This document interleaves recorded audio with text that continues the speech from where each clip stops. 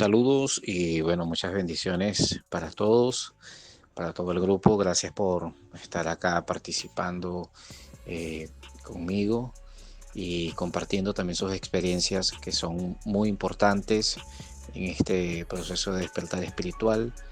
El proceso de espiritual es, creo que al inicio como especie de un péndulo, ¿no? El péndulo gira de un lado al otro, de derecha a izquierda, de derecha a izquierda, pero luego llega a un punto central, a un punto medio. Hemos estado hablando de ese punto medio en otras clases y es de gran importancia poder alcanzar ese equilibrio, ¿no? Dentro de la Kabbalah y de muchas disciplinas místicas, todo ese centro, ese balance es lo que permite la iluminación espiritual y la capacidad de elevarnos a nuestra fuente. ¿Cuál es la fuente de nosotros como seres espirituales? Porque no somos cuerpo, no somos mente, somos una conciencia pura e infinita que está acá para cumplir una etapa de vida, según no solamente las disciplinas orientales, sino también la metafísica y, y dentro de las creencias occidentales y de muchas etnias que quizás no tuvieron el conocimiento bíblico, pero tuvieron el conocimiento intuitivo y lograron llegar a ese nivel de comprensión. Eh, Hay un tema súper importante con respecto a este tema que hemos estado desvelando, que hemos estado hablando y que no solamente ha sido un impacto para mi vida en lo personal, sino un impacto para muchas otras personas. Un tema que da para muchas especulaciones, es con respecto a los nombres de Dios, en lo cual yo he estado también haciendo un estudio muy profundo de con respecto al nombre de Elohim, con respecto al nombre de Yahvé, con respecto a la percepción antigua del antiguo Israel y de los antiguos profetas, en especial de Abraham, que tuvo una percepción del Creador diferente a la que tuvo Moisés. Esto lo vemos si mal no recuerdo, en Éxodo capítulo 6, donde se le presenta el Dios Yahvé o Yahweh o Yod-Heh a Moisés y le dice a Abraham y a Jacob, a Isaac, no, no me les presenté. A Abraham, ni a Isaac, ni a Jacob me les presenté con este nombre. Ellos no conocieron este nombre. Más a ellos me les di a conocer como el Shaddai, el Shat. Shat es el que amamanta, es el que nutre, el que vivifica o el que da vida. Y Abraham en sí no conoció este nombre, no conoció el nombre de Yod-Heh, de las cuatro letras, ni tampoco conoció el nombre de Adonai, ni tampoco el nombre de Hashem. El nombre de Hashem es relativamente nuevo, fue establecido en el siglo I, y para no pronunciar el nombre de las cuatro letras, entonces se utiliza ese nombre. Y hay un estudio muy profundo con respecto a esto. Yo en mis estudios personales que he estado compartiendo algunas cosas a través de YouTube, yo sé que es un impacto y ha sido un impacto para muchos que he estado hablando, cambiando quizás mi perspectiva hacia algunos temas y resulta chocante para algunas personas, en especial para muchas personas que por 15 años compartí y tuve muchas vivencié muchas cosas muy bonitas, pero lamentablemente cuando llega ese momento de despertar, tenemos que afrontarlo. Ya me ha tocado afrontarlo en varias oportunidades y hoy lo sigo afrontando. Y precisamente hoy en la mañana recibí como una especie de calma, de mensaje que me alivió, porque todo lo que les he estado transmitiendo han sido mis estudios personales. Trato de no, de mis investigaciones, trato de no inmiscuirme con respecto a escuchar a muchas personas, a muchos maestros, que existen en el mundo. Ya creo que tuve suficiente de maestros. Por 15 años estudié Kabbalah junto a un gran maestro de Kabbalah, pese a mis diferencias con esta persona por puntos de vista que no me parecen bien. Por lo tanto, decidí alejarme de esto, ¿no? Pero hoy recibí un mensaje que voy a estar compartiendo con ustedes de otro maestro que considero una gran persona, que es Mario Sabán. Él estuvo compartiendo en un canal de YouTube y estuvo hablando precisamente de este tema, en el cual toca en uno de sus nuevos libros, y sentí de verdad un gran alivio porque dije, no estoy solo en lo que he estado descubriendo. Quizás él lo ha descubierto a través de otros medios. A mí en lo particular fue a través de un despertar espiritual que de verdad nunca pensé en recibirlo.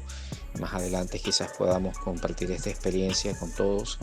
Lo cierto es que en este mensaje, esta conferencia, él hablaba acerca de precisamente de la concepción de el Dios Supremo, que es la Oren Sof, y el Dios Yahweh o Yod Hei Vav Hei, Hashem, como le dicen los judíos. Este, esa concepción que había acerca de este Dios en el judaísmo antiguo. Y se hablaba también de que el mismo judaísmo antiguo, es más, los sabios de la Gran Asamblea, que fue antes del Sanedrín, estamos hablando del siglo II, antes de la era cristiana, de la era cristiana, ellos sabían que había un ser supremo, una infinitud, un ser infinito, una existencia suprema, pero también existían, digámoslo así, dioses menores, creadores, esos Elohim. Esto también lo dijo Abayé, vengo diciéndolo desde hace tiempo. Muchas personas han despreciado lo que he hablado porque están dentro del dogma, lo entiendo, de la parte sectaria de la religión, y les chocó mucho cuando les hablé acerca de lo que decía Abayé, Rabbeinu Behaye, que es un rabino cabalista, que hablaba acerca de que sobre todas las naciones habían sido puestos capitanes a gobernar, y estos capitanes estaban muy relacionados con esas entidades o esas presencias, esos Elohim, esos seres que se le aparecían a los hombres o que se le han aparecido a los hombres a lo largo de la historia. Entonces, cuando él hablaba acerca de esto, Mario Sabán, así que estén en alerta que voy a tratar de subir el audio completo, bajo su perspectiva de la Kabbalah, y reconocía que el dios Yod Hei Vav Hei, que según los cabalistas, su lugar de asentamiento estaba en el mundo de Beriah, no en el mundo de Axilut, que es el mundo más alto, eh, o el dios de la Merkabah, en este caso, en el mundo de Beriah. Y en el mundo del Axilut está esa Od Ein Sof, o esa luz infinita, que está más allá de todo cálculo. Es decir, nosotros somos parte de una gran existencia, somos conciencias que logramos obtener un cuerpo material, que percibimos que tenemos un cuerpo material y que existimos como nosotros percibimos la existencia. Eh, y asimismo quizás existan otros seres que también han sido, o mejor dicho, existen, estoy totalmente seguro de que existen otros mundos, otros reinos, otras dimensiones en los cuales también existen este tipo de seres con una elevación superior. Entonces, cuando escuchaba toda esta conferencia de Mario Sabán, me di cuenta de que el despertar espiritual del que hemos estado hablando, de esta revolución espiritual, que es la unión de las aguas superiores y las aguas inferiores, según la Kabbalah, o en el caso de las culturas orientales, el hinduismo, se habla de un Kali Yuga, donde en esos yugas o etapas hay periodos donde la humanidad entra en una oscuridad, pero a la vez en medio de la oscuridad hay un despertamiento espiritual, que es este mundo, esta etapa del Kali Yuga, que ellos dicen que es así, el mundo está sumido en una gran materialidad, es tan difícil percibir la espiritualidad, pero se está abriendo a su vez a través de la materialidad y del estudio de la materia, de la ciencia, de la física, también se están abriendo brechas para que el hombre pueda entrar a comprensiones mayores. Bueno, no les quiero adelantar más sobre el asunto que vamos a estar tratando, pero creo que este asunto es súper importante, esclarecedor y también es un respaldo a todas estas cosas de las cuales he estado compartiendo con ustedes a través de los grupos, a través de TikTok, a través de YouTube. Como les digo, lo hago de corazón, lo hago con mucho deseo de que nosotros podamos salir de todos esos paradigmas en los cuales hemos sido enmarcados, etiquetados, paradigmas religiosos que a la final no nos llevan o no nos guían o no nos conducen a una libertad verdadera. Porque, ¿qué es la verdad? ¿Cómo sabes tú qué es la verdad si nadie la ha encontrado? No podemos decir la verdad es azul, la verdad es verde, la verdad es dulce, es amarga, la verdad es grande o pequeña, porque nadie la ha visto, nadie la ha tenido por completo. ¿Qué te hace libre? ¿A dónde está esa verdad? Entonces la verdad no la puedes percibir afuera, no la puedes encontrar afuera, sino la puedes encontrar es dentro, porque la única verdad que existe es que eres un alma, que eres una conciencia pura, que eres una existencia que está atravesando un periodo, una etapa. Y esto lo encontramos como a través de la meditación, a través del proceso de meditación en el que hemos estado nosotros acá.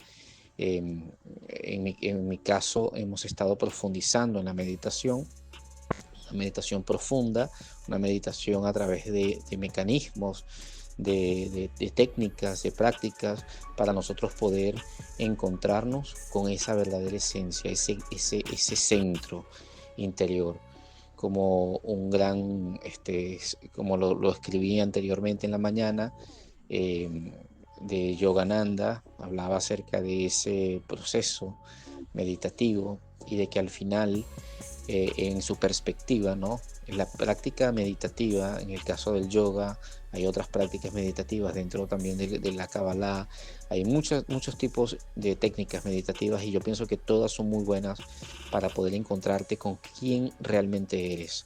Como había un sabio que su meditación desde niño fue solamente basada en una sola pregunta. Meditó toda su vida en una sola pregunta: ¿quién soy yo?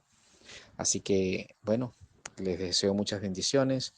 Espero que este mensaje les pueda ayudar en, en esta búsqueda. Espero que los que están acá puedan escuchar, puedan abrir su mente, puedan profundizar en cada aspecto.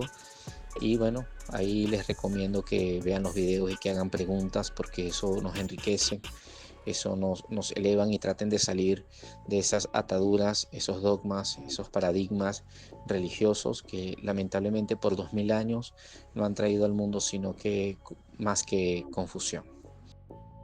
A continuación les dejo entonces con el audio de la entrevista que le realizaron al doctor Mario Sabán sobre este tema. La pluralidad que aparece en el primer capítulo de Génesis, donde cuando nombran a Dios dice dioses, porque dice Elohim.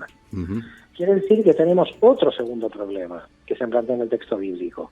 Parece ser que en el original no era tan monoteísta el texto bíblico cuando nació, porque Elohim después, Maimónides va a decir que no solamente tiene que funcionar como Dios, sino como ángeles. Es un caso curioso que los rabinos nos han obligado a decir Dios a un nombre que realmente dice dioses, porque está en el plural. Entonces, hoy nosotros leemos Elohim traducido a todos los demás idiomas como Dios, pero que en el original no es Dios, son dioses. Con lo cual, la otra estrategia que vino luego, que complicó más las cosas, es ¿qué hacemos con tantos dioses que hay ahí en el texto bíblico? Porque si Dios después va a decir que es uno, como Dios jefe, entonces tenemos dos nombres de Dios. Tenemos el nombre de Elohim, que son dioses, y tenemos el nombre que habitualmente se lee como mal traducido, como Jehová o Yahvé, que es Yud Hei Vav Hei. El nombre Yahvé, que es el secreto del nombre de Dios, es el Yud Hei Vav Hei, el de Jehová. Ese es el nombre clave. ¿Por qué digo el nombre clave? Porque así se va a presentar Dios como uno, cuando aparece el Yud Hei Vav Hei. Y el Yud Hei Vav Hei en realidad hace referencia a la contracción de los universos en el cosmos. Quiere decir que Dios, que se presenta como Dios jefe, no tiene una identidad propia, sino tiene una identidad cósmica, lo cual lleva a una cuestión interesantísima, y es que nosotros somos entes cósmicos, no somos entes personales. Cuando nos volvemos entes personales por nuestra subjetividad, empezamos a crear una autoidolatría, porque cuando ya me estoy poniendo nombre y apellido y el otro tiene otro nombre y apellido, ya nos diferenciamos. En realidad parece ser que el objetivo de la revelación del Dios Yud Hei Vav Hei, del Dios del tetragrama, es decir, yo tengo conciencia cósmica. ¿Cómo podemos saber dónde está la prueba de la conciencia cósmica de este Yud Hei Vav Hei? Porque cuando está luchando lo que en la tradición rabínica es el ángel de Dios contra Jacob, que es un momento clave, que también lo pongo dentro del libro. ¿Por qué es un momento clave? Porque hay una lucha que no se entiende por qué un ángel de Dios está luchando con Jacob. Todas las exégesis, nadie puede entender ese momento. ¿Por qué un ángel de Dios está luchando con Jacob? Si Jacob creía en Dios, ¿qué está haciendo un ángel luchando contra él? Esa es una lucha muy misteriosa. Primero, porque ese texto no dice ángel, ese texto dice que Dios lucha contra Jacob. Segundo, ese Dios que está luchando contra Jacob es totalmente antropomórfico. Por eso luego los rabinos van a decir que es ángel. Por lo tanto, cuando aparecen los ángeles en el mundo judío, aparecen por dos necesidades. Primero, para disfrazar el politeísmo de los Elohim anterior, de los dioses anteriores, y terminar derivándolos como ángeles. Y luego, cuando aparecía el antropomorfismo divino, también decir que era un ángel el que luchaba con Jacob. Pero la cosa sigue, y es mucho más interesante y enigmática el texto bíblico.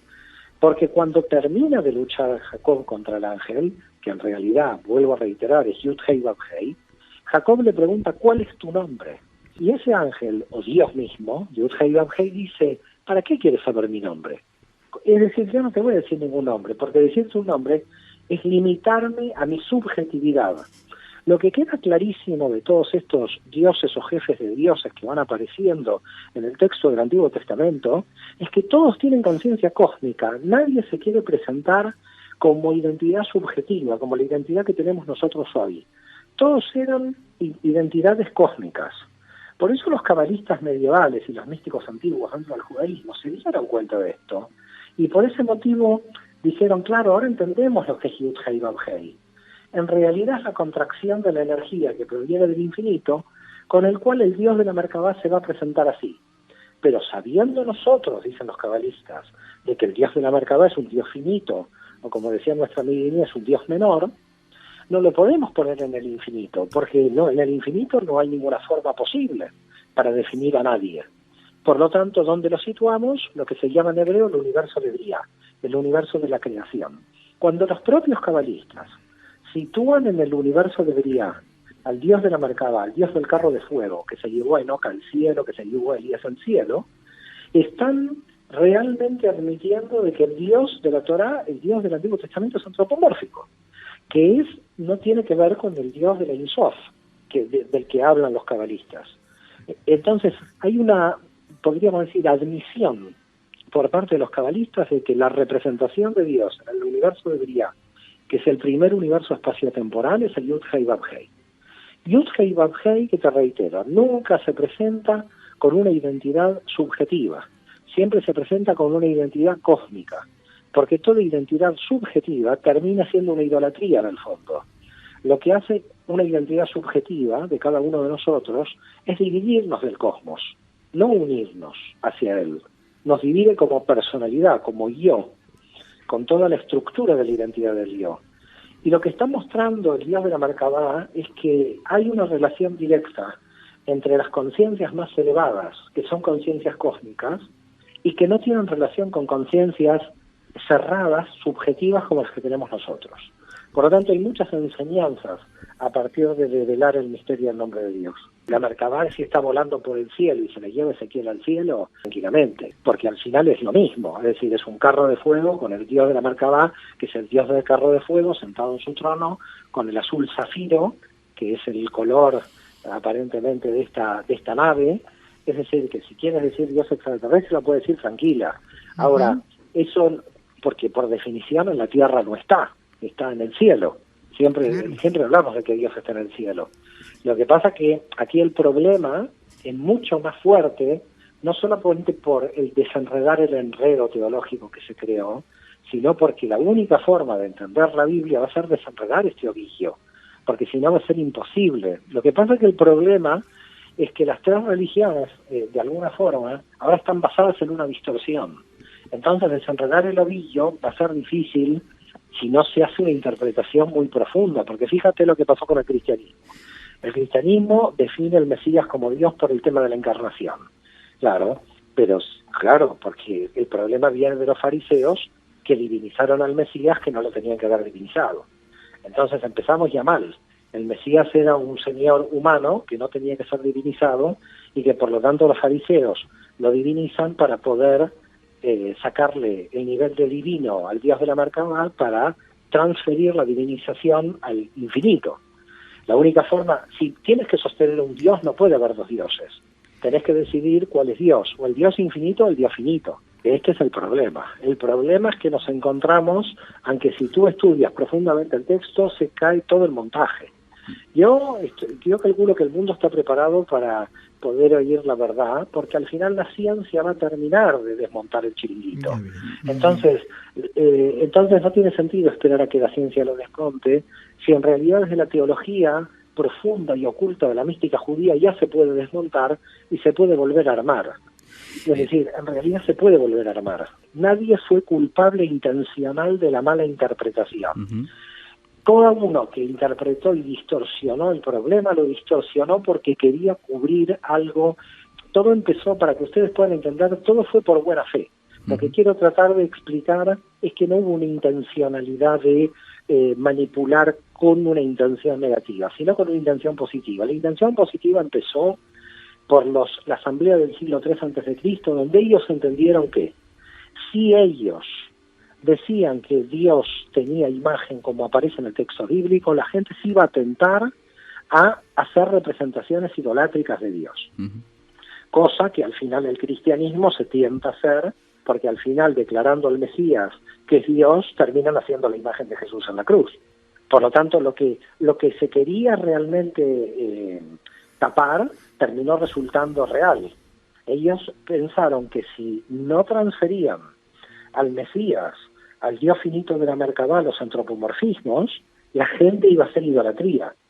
Es decir, ellos confundieron de que si el lector leía el texto bíblico, donde leía que en Ezequiel Dios tenía imagen, en el mundo antiguo era tan fuerte la idolatría que el pueblo de Israel se hubiera tentado a hacer imágenes del Dios que sí tenía imagen. Entonces, de buena fe, la Gran Asamblea tomó la decisión de empezar a sacar y censurar los antropomorfismos con la idea de que no se tiente nadie para la construcción de una imagen, que era el objetivo del Dios de la Merkabah. Que ahí viene otra cosa, que ahí viene otra pregunta, porque ahora estamos hilando las distorsiones de las cuales empezaron, pero también queda una pregunta flotando en el aire, que es una pregunta central de la investigación. ¿Por qué el Dios de la Merkabah, teniendo imagen, prohíbe las imágenes? Exactamente. Esto, porque cuidado, si eran varios... esta pregunta es la pregunta. Claro, porque a lo mejor eran varios y bueno, no sé, se me ocurre que era todo un equipo y no solamente iban a reproducir la imagen del capitán del equipo. No sé. Pero imagínate que eran varios o era uno, no creo que ese sea el problema. Yo creo que al prohibir la imagen, lo que elevaban era el nivel de abstracción. Al final, lo que elevaban de la gente